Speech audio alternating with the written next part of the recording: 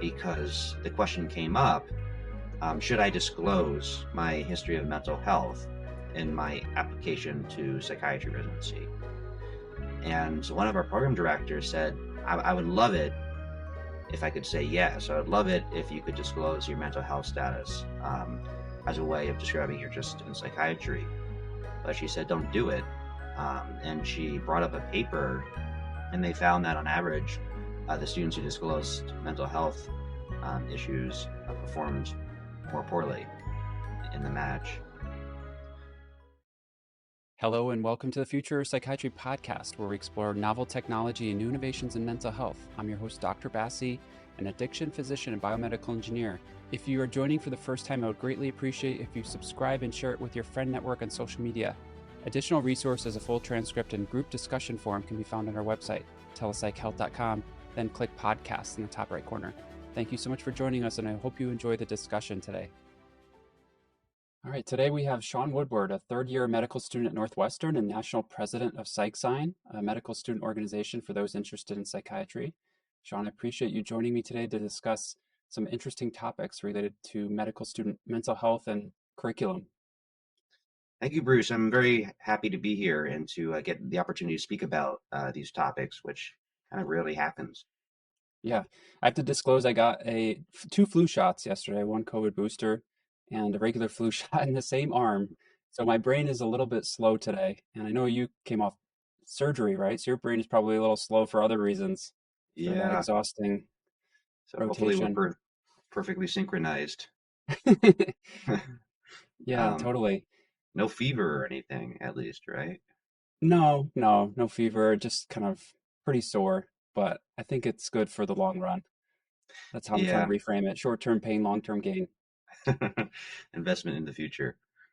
How was your surgery rotation before we get into more other mental health related topics? I feel like when I was on surgery, if you told them what you're going into, there was a little bit of judgment about your personality off the bat. Yeah, um, I had an interesting interaction with one very well-known plastic surgeon. Um, I won't name him, but he was finishing up a breast surgery I was in.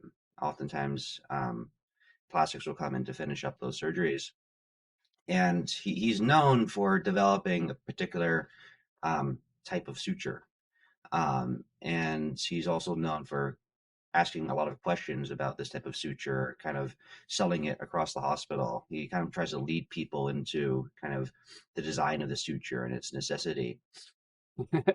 Humble bragging. Yeah, humble bragging, a little bit of that.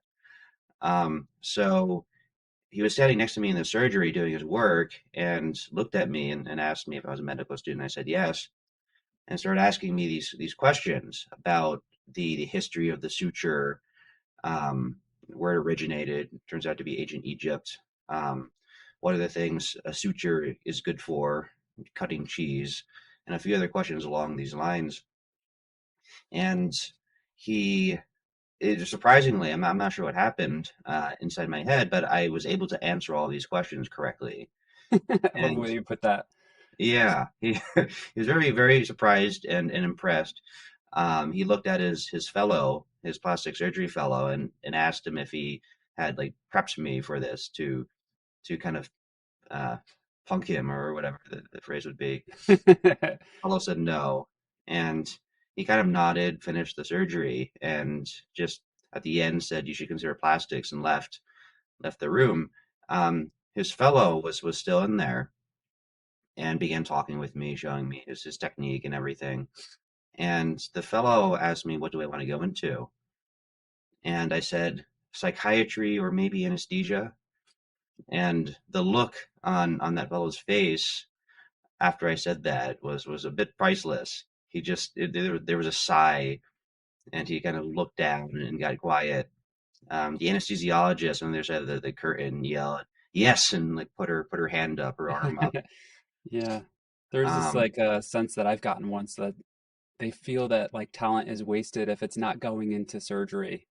yeah, it's yeah, it's yeah, it's almost as though the pinnacle of human achievement is surgery. Yep. I've had that experience once where I just, out of good fortune and luck, I read the right chapter right before a particular chief complaint that we were rounding on, Uh-huh. that day. And then you're just like nailing it right in a row. And it's such a Uh-huh. good feeling, the complete Yeah. converse of getting pimped and totally not getting it.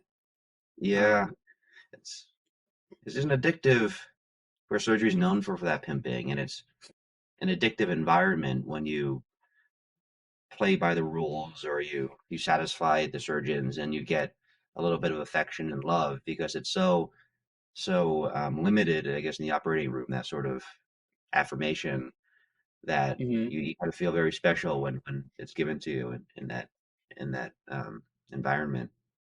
I was brushing up on some articles on student mental health, and I came across an article on pimping, actually. Oh, And really? the authors said that people who were more likely to pimp were younger faculty, male participants, specialists, and those reporting a lower quality of life. And I wonder if like, Really? the authors put that in there to swipe people away from pimping. If this gets out, that the more people are pimping, they're maybe could be judged as being kind of ornery and disgruntled, then maybe they'll stop doing it. It's Yeah, pretty interesting. Like, why does that happen psychologically? that's interesting. Yeah, I imagine it serves some sort of purpose for them, the pimping. Maybe it's a way of obtaining entertainment that they don't get elsewhere, or the sense of authority that they don't get elsewhere, or something. Hmm. Yeah, Though totally. I was talking with another student once, just about the culture of pimping and everything, and I never found his article, but he cited this article saying that as we become older, um, we need more and more pain or maybe subacute trauma to to learn. I'm not sure if you know anything about this, but the idea is that we learn better when there's a little bit of pain or I can attest to humiliation that involved. with watching my son grow up. I mean, pain is probably the most highly correlated variable to getting him to learn that certain things are hazardous or that are very dangerous to him. And he's even though they can't communicate under one, they definitely remember very traumatizing falls or um, devices that had pinched them or whatnot. And so I do think there's truth to that. I mean, sadly, but I hope hopefully it's not being applied directly to med students. Yeah, you would hope there's a better way. Um, a neurosurgeon once described to me how he learned, and he said, becoming a neurosurgeon is just a series of traumatic experiences.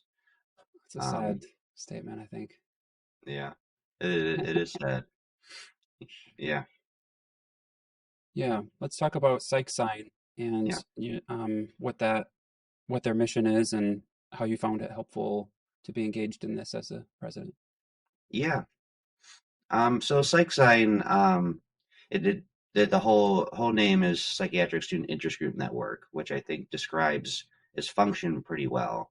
So we're a national group affiliated with the APA, the American Psychiatric Association, um, and our purpose is to really unite all of the individual student interest groups at um, at medical schools around the country. So your average medical school will have a psychiatry student interest group, and will create events specific to that school, but oftentimes will not get the opportunity to collaborate in larger scale events. So um, one main function that PsychSign serves is to have all of these regional chairs, um, each of whom will kind of interact frequently with the medical schools in their region. And they'll also host regional specific events. Um, they'll host kind of mixers or opportunities for the leadership at individual school student interest groups to meet each other and to collaborate. Um, and then the region chairs will all come together under our national president elect, and together they'll try to create more events specific to the regions or maybe to the country at large. Does PsychSign monitor medical student interest and how it's grown over the past 5 years? I don't know where I thought I heard this, but I thought psychiatry was becoming more and more popular and competitive. And I looked at the data from the, I guess, what is it, ARS, the ARS data Hmm. over the past 5 years. And I looked at the number of total potential applicants and then the number of applicants to psychiatry specifically. And over the past 5 years, it hovered, I think, around 15 to 17% or so Hmm. of all total applicants. And so it was kind of surprising. I was a little disappointed in that. I don't know if PsychSIGN has any sort of metrics that you guys um, trend over the last few years or not. We have noticed that we do have some numbers as far as our membership over the years. It's usually we haven't done the work to see if that correlates well with the total applications. It'd be a good question to ask. Hmm. We do have a sense very qualitatively of how competitive each application cycle is, and who's applying. And we Yep. do see much more competitiveness in the psychiatry match. Um, we see the match rate has been going down, um, and I think that's another way it's been reflected. Hmm. So I was just looking at the number. I think it was in the high 80% match rate a year or two ago, and Yeah. that's a very low actually.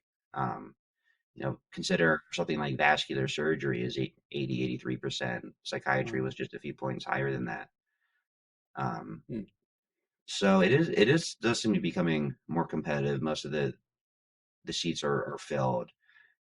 I think, I mean, there are more medical students applying, more medical schools, which is Yep. which is a factor. International medical schools too.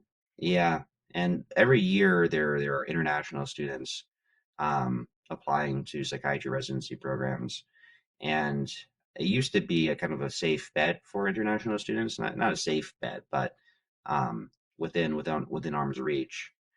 Hmm. And we are seeing that's becoming more and more difficult for them to match, suggesting that there are more U.S. medical students applying for these seats than there were before.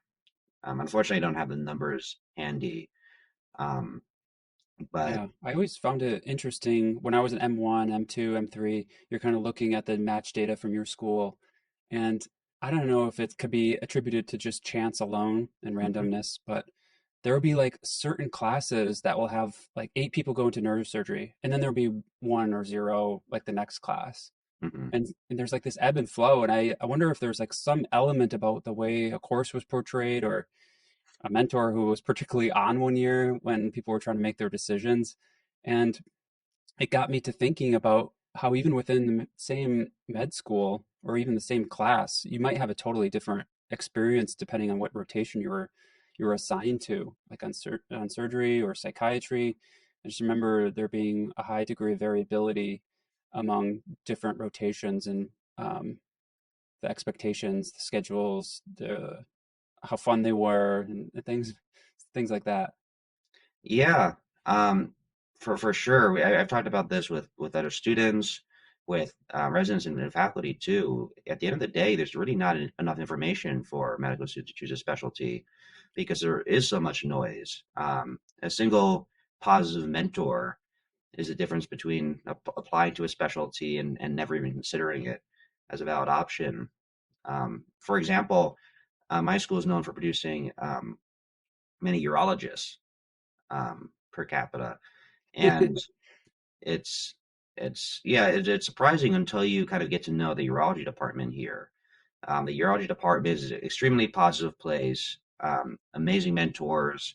When a student says they're applying for urology, they'll everyone from the department chair to the residency director will stand behind the student, um, and vouch for them. Wow. And yeah, once you get to, yeah, like I was saying, once you kind of start to see these dynamics, it's not so surprising that that urology is such a popular field. I was in urology for part of my surgery rotation, and everyone was fantastic. Hmm. Um, Yeah, and that's I'm sure at the school where that isn't the case to such an extent, there would be no urologist. So right. Yeah, and I've heard of case scenarios where somebody had a really strong mentor in a particular field, and that kind of skewed their whole perception of the field itself. They go into the field thinking that they really like it because they really like this one mentor and felt like it was they didn't it kind of skewed their whole perception of the field itself because that person was so strong and guiding them into that. Yeah. Yeah. It's it'd be interesting if there's a way to take it. I guess there is a way for programs to take advantage of that. Just recruit good, positive people um, that students interface with. Produce good mentors or hire good mentors. I guess that's easier said than done, though. Right. Yeah. Wanted to talk about med school curriculum briefly. After med school, I can't tell you how many times I've heard, we don't cover this enough in med school. There's Mhm. that slogan like all the time. And it's impossible to cover everything. So to some extent, you can say that about something. You could find a way that points to a certain topic being covered in lesser percentage than it should be, just because of the fact that we have a finite amount of time in med school, like nutrition or the billing aspects of being a physician, how to manage burnout, quality improvement and patient safety, healthcare Mhm. policy, transgender health. Just broadly speaking, before we kind of hone in on psychiatry, are there um, any recent changes to Northwestern's curriculum that you're aware of and kind of the impetus behind those? Yeah. So I think one significant change that just began when I was there was the addition of a data science thread. Um, so they are well, they're not actually they are teaching a little bit of programming. I was going to say they're not teaching programming, but they are teaching a little bit. Um, but yeah, while they're not really getting into the weeds of data science tech, they are making students familiarize themselves with some higher level data science tools like Orange. I think there's a little bit of Python programming, not much. Um, and I mean, most importantly, they're making students just aware that data science exists and kind of what you can do with it, specifically what machine learning is and what you can do with it. Um, Interesting. so yeah, I think that's been an important change. Yeah, another thing, we do have some business courses that we get in our first 2 years. I wouldn't say business so much as um, lectures on the healthcare system. They're not Really about yeah. interesting. So we had talks on Affordable Healthcare Act about the general framework of insurance companies, this sort of thing. So we are getting some exposure to that as well. I'm trying to think. There is try a push to do more outreach, at least at Northwestern. So, for instance, we have a program called ECMH, which is a longitudinal clinical experience that we do throughout our 4 years. We'll attend a clinic maybe once every 2 weeks or so, where we might see the same patients, do primary care. So we are um, creating, or Feinberg is creating some new threads to work that ECMH program into outreach in the community. So we have quality improvement projects where we try to um, consider where our patients come from as far as sociodemographics and other issues or other circumstances and tailor care to them, connecting with communities around Northwestern to try to give them preventative care options. So, for instance, something I worked a little bit on was wellness. We started or are starting a project to um, give wellness training to the surrounding community that we'll follow up on during clinic. So I totally get med school is about understanding the basics and fundamentals of psychiatry. But as a outpatient clinician, much of the day kind of spent with telehealth, talking about psychedelics, technology, you know, talking about those things. And maybe I'm a little biased too in my perspective. I don't necessarily think it's a plausible argument to just look at a pie chart of how a attending spends their time and say that a med school or med student should mimic the exact pie chart Hmm. because they need to be exposed to all the basics and the highest pathology, more acute pathology. But is Yeah. there, if you wanted to do additional, learning in how telehealth works, like is Mhm. that incorporated? I imagine with COVID, there's probably gotta be some sort of exposure to that. Um, we get some telehealth experience in certain clinics that are more that are staying remote. So I personally got it a little bit in epilepsy clinic and sleep clinic, in REI, reproductive and endocrinology clinic. As far as psychiatry goes, I didn't really get any telehealth experience, um, mainly because our experience is primarily uh, inpatient. So, Yep. um, so outpatient, where you get most of the telehealth involvement, wasn't something that we experienced.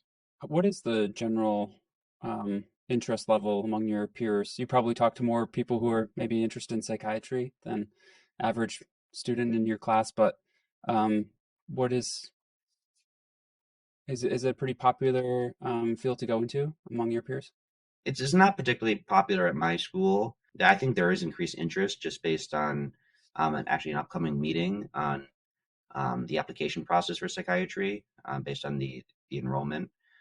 Though I hear from members of PsychSIGN, from leadership in PsychSIGN, that around the country there's a very strong interest in psychiatry. I hear that psychiatric interest groups can be as large as 20 people, if not more. Um, so I think at the national level, at least, there's increasing interest in psychiatry, and I think there are a lot of things contributing to that. I think one thing that historically has um, i- impeded students' interest in psychiatry is one, the stigma.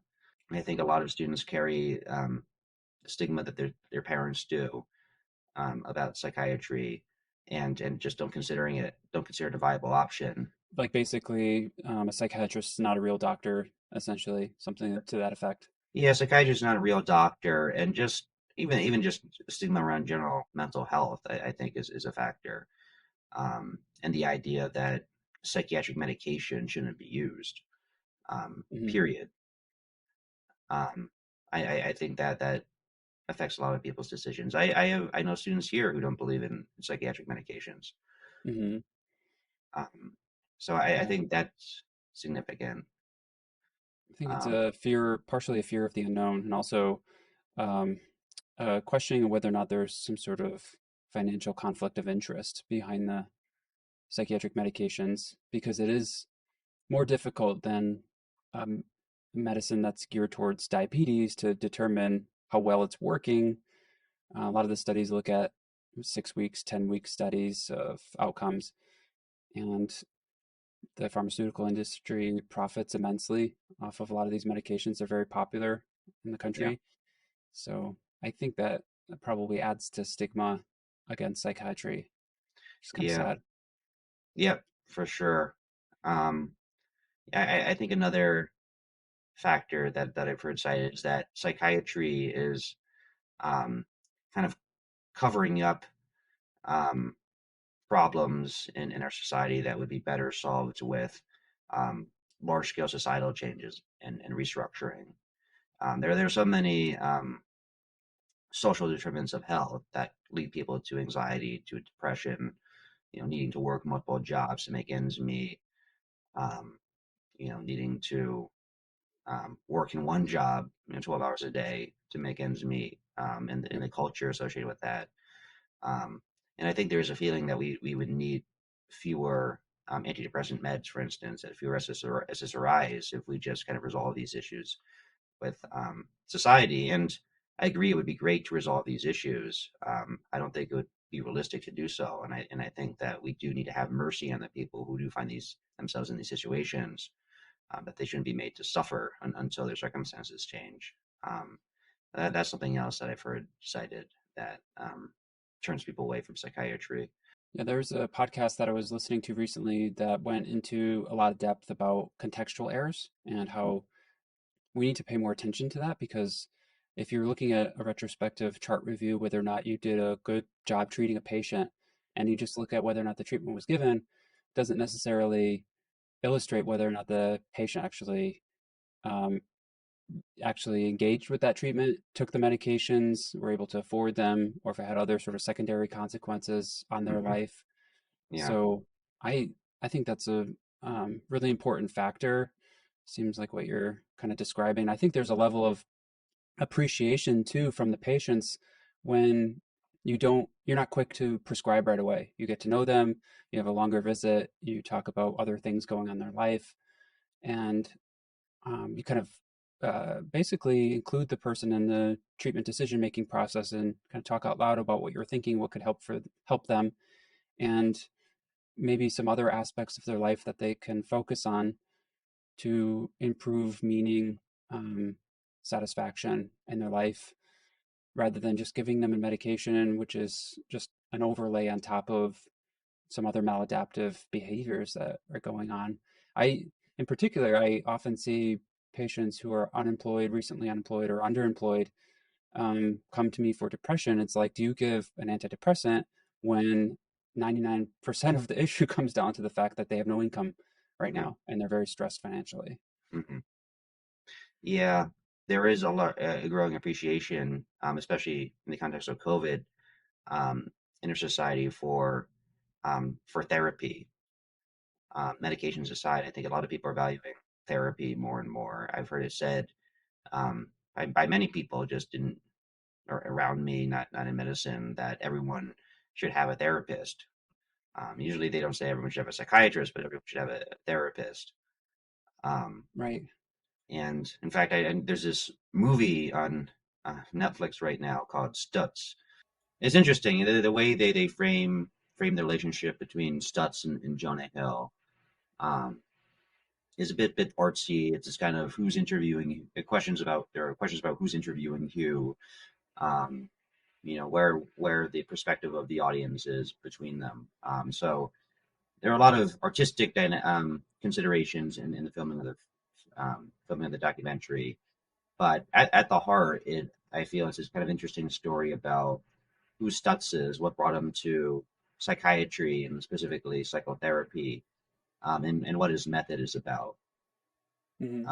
And essentially, he practices a form of therapy that I would describe as being somewhere between CBT and old school psychoanalysis. And yeah, I won't share any more details, Yeah. but I think that that film has become so popular because of just the emphasis on therapy and on positive therapy and simple techniques you can use in the moment and long term to reframe your thinking without pharmaceuticals. It's interesting what you said about it's hard to tell who's interviewing who. And it kind of reminded me of one thing that I often remind myself of my career path is that I feel like as a student, med student, I was often I felt like I was in this role to teach. I thought being a doctor meant that you have to teach them what's right.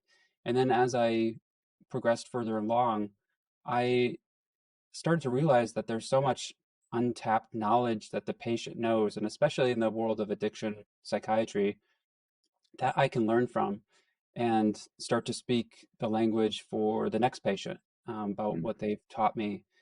And I think that's really important. And it kind of goes back to what we were discussing uh, in understanding contextual errors in our treatment plan and planning, and how important it is to kind of understand their life and their situation before making a recommendation.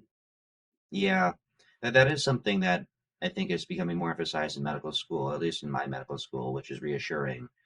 Um, we're taught, speaking to what you were mentioning before about kind of eliciting the patient's own knowledge, we're taught to use motivational interviewing to kind of lead our patient towards changes they can make and towards things that we can better do to help them. Um, and more specifically to contextual errors, where we're taught to really dig into what is preventing people from taking their medications, from coming to the physician's office, etc. Um, whereas maybe the old school method of dealing with medication non-adherence would be to um, just like try to bully the patient into taking the medication, saying, "Hey, you really need to take this. What are you doing?" Now we're trained to ask more questions about what's preventing preventing the healthcare habits that we're looking for. We could talk a little bit about stigma of medical medical students themselves seeking treatment, and it almost makes sense to me that there will be stigma, because if there's stigma about the field of psychiatry in general, and that's not even involving any self-disclosure, of course there's going to be even more stigma about potentially opening up about going through a difficult time. Remember when I was a medical student, there was maybe some talk about like ADHD treatment and being on an SSRI, but nothing really that specific. I think out of fear of being judged or fear of, uh, whatever I'm thinking of you, Mhm, you are constantly wanting to portray this um, external, outward perception of competence and mhm, stability towards your peers and your mentors and whatnot. So to disclose about one's mental health struggles is kind of antithetical to those underlying goals of what students have.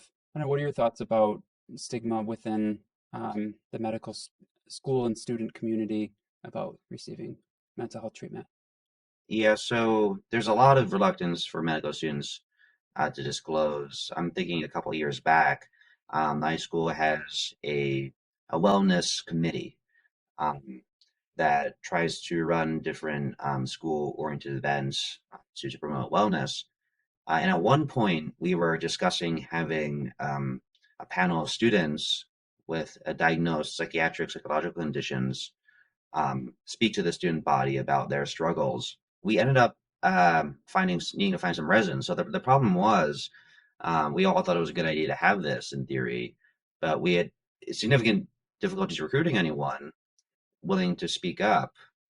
We had one fourth year medical student who was very openly interested in psychiatry, going to psychiatry, um, who was happy to do it. And that was essentially it among medical students. Otherwise, I think we found a couple of residents and maybe a young attending to participate. But there was a lot of fear among students to participate. Yeah, you could tell, and it's Right, because there's a fear that this will hurt not only hurt the student's image among their classmates, but hurt their application chances.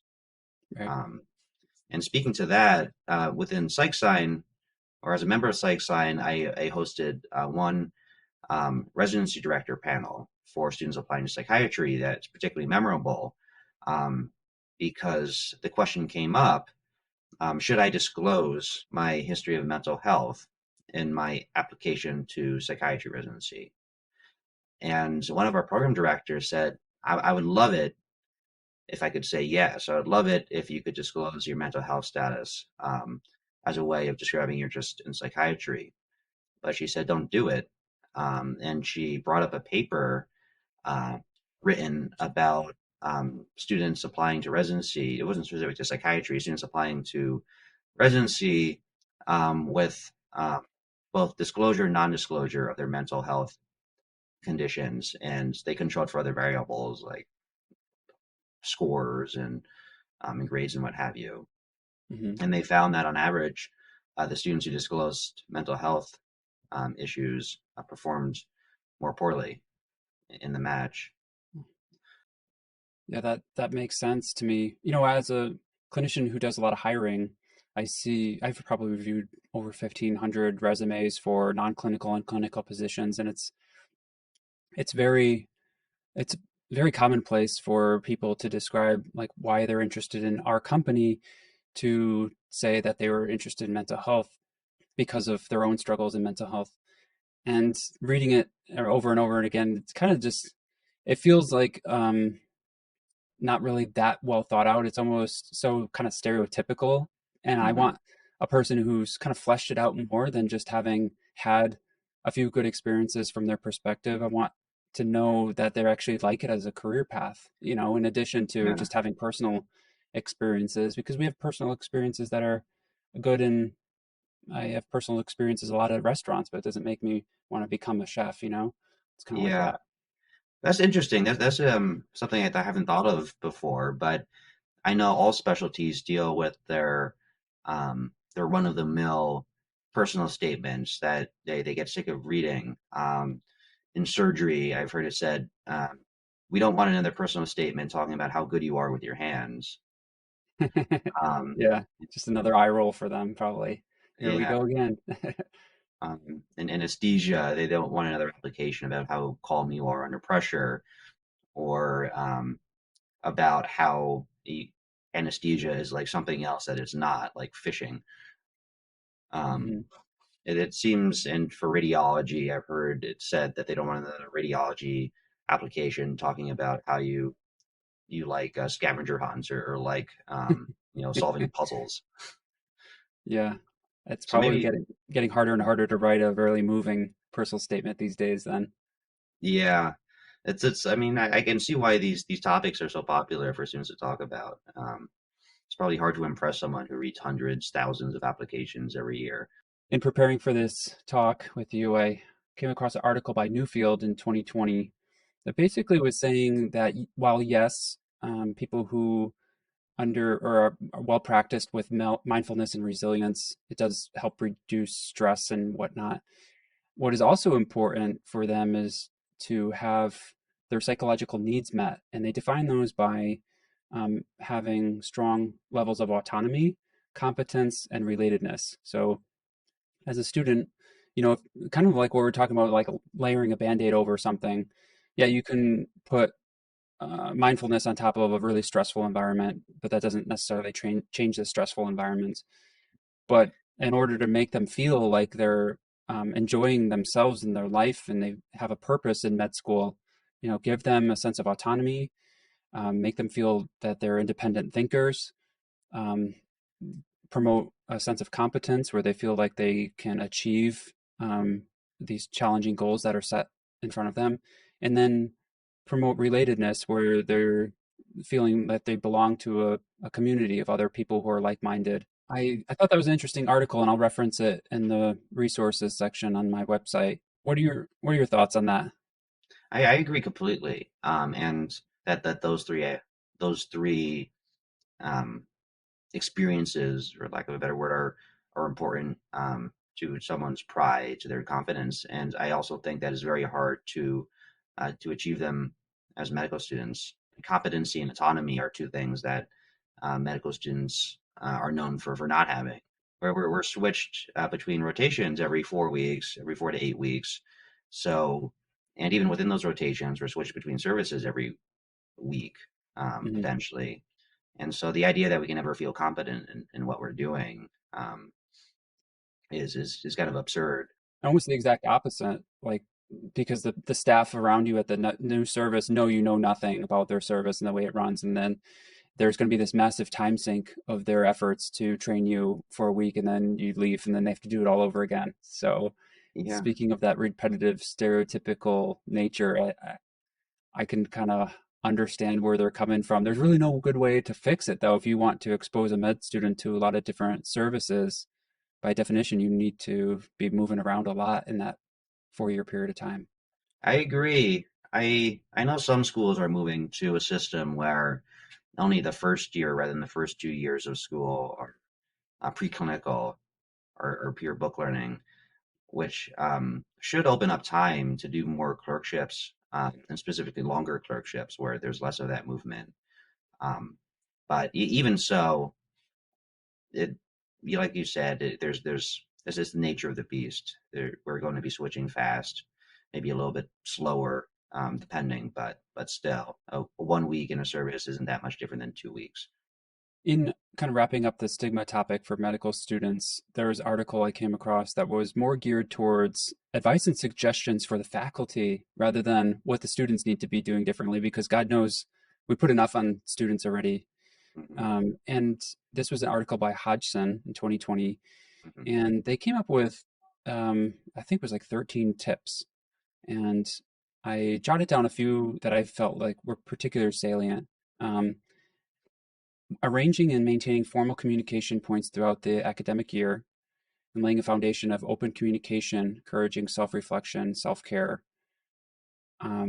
providing opportunities for support seeking with open door periods during the week where appointments are not needed, responding promptly and briefly to emails from distressed students and giving them opportunity to meet with those faculty members, giving adequate time for appointments, and reinforcing the message that it's okay to not be okay and to try to partially normalize what their experience is in dealing with personal stressors that are ongoing and just will continue to go on. And medical school itself just keeps chugging along, and you Hmm. can't stop it from going on to the next rotation. And feeling the sense that you're stuck in this process of med school, but you can't really take a break because then it's going to affect your cycle for residency applications and whatnot. Hmm. Yeah, So I like this idea, this article where it was providing a little bit more suggestions for the faculty members about how to support a student who is going through a difficult time. it's hard. Yeah, it's I think a difficult scenario because the student's going to be naturally reluctant to lean on faculty. I think when they're undergoing um, difficult difficult times because inevitably they're going to be wondering whether their vulnerability will be used against them, kind of in the Right. same way we were talking about before about disclosing mental health status. Um, Something that I think a lot of students appreciate, understanding and less like draconian ruling at medical school makes a big difference. But I think something that medical students appreciate in particular is just having kind of time um, to to recharge, which I think many medical students don't, or many medical schools don't offer to the extent that they could. I know that medical schools are all like trying to increase the dimensions of teaching that they offer. For instance, giving students experience with QI projects, giving them experience with data science, with business and medicine, but and kind of including all of these different threads. It comes at the expense of giving students time for themselves, and students are very aware that is what they're being judged on at the end of the day, as far as getting to a residency, are are certain tangibles or not tangibles, but certain specific items like shelf score, like step score, like clinical evaluations. And I think it's easy for students to view anything else as kind of fluff that's just kind of inhibiting them from feeling well. Yeah, 100% agree. So you mentioned that you were interested in natural language processing as it applies to mental health, mental illness detection, I should say. Hmm. Um, Tell me a little bit about how your interest in that evolved and where you see yourself jumping in the future. Yeah, so I my background is in acoustics, and I worked a little bit with dolphin sounds. Not to take us on a big tangent, um, but um, that's my research background. In entering medical school, I kind of had this particular view of language being closely connected to behavior. Um, and it's a perspective that seems to be somewhat new in medicine, um, at least as in a formalized sense, at least in a machine learning sense. Um, there are research groups kind of just beginning to kind of probe the depths of the interaction between language and behavior. And I was interested in getting on board that.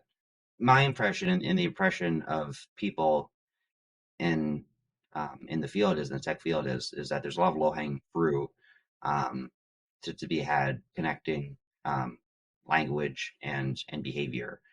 So, for instance, Agatha Christie, eh, very famous author, she was prolific in her works, and as she got dementia, it was noted that the vocabulary of her books continued to diminish, and it was very casually observed that that was probably an indicator of her dementia. And so you can imagine a system that would just count the richness of a vocabulary as one part of a system for for predicting dementia. Of course, as a very simple example, people are also looking at schizophrenia at the the characteristic disorganized language associated with that, and predicting that. No, there's a lot of really good um, use applications. I found an article recently published in Nature, April 2022, this year, by Tianlin Zhang, and it was a very good review article, basically of natural language processing and all of its uh, different types of protocols that people have utilized. And there's a lot. It very quickly goes kind of a little bit over my head, which Hmm.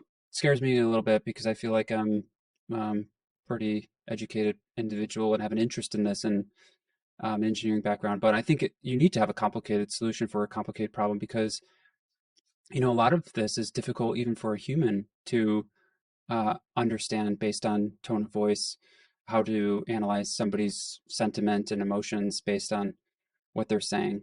Hmm. And if a human can't do it, then the machine learning algorithm needs to, you know, take that data and use it to encode its process, Hmm. its model, in order to kind of give you accurate results. This article definitely covered a lot of it very well. They talked about social media messages on social media platforms, transcripts of interviews, and clinical notes.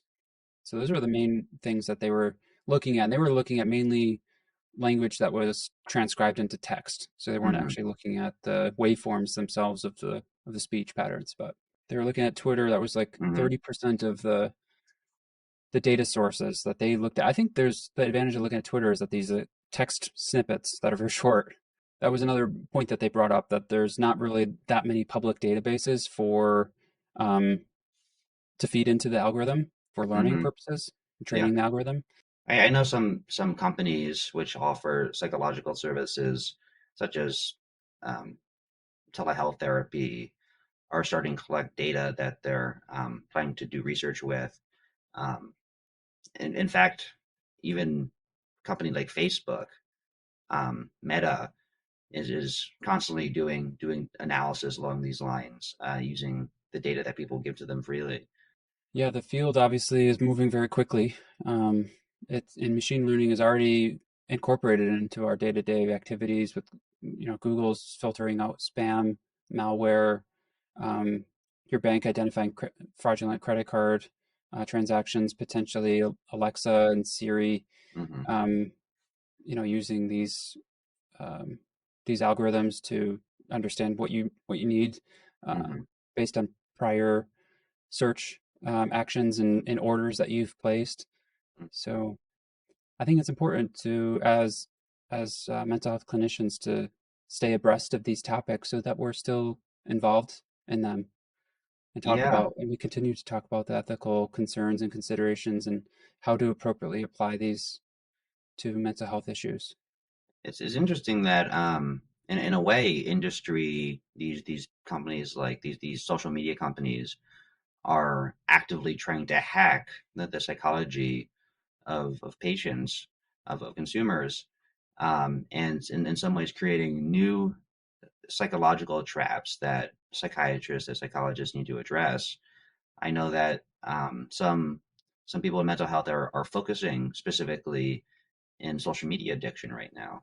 I think for that reason, or just that reflects that psychology isn't stagnant, or the areas people need counseling with aren't fixed. That they will change as technology changes, as new forms of addiction are created.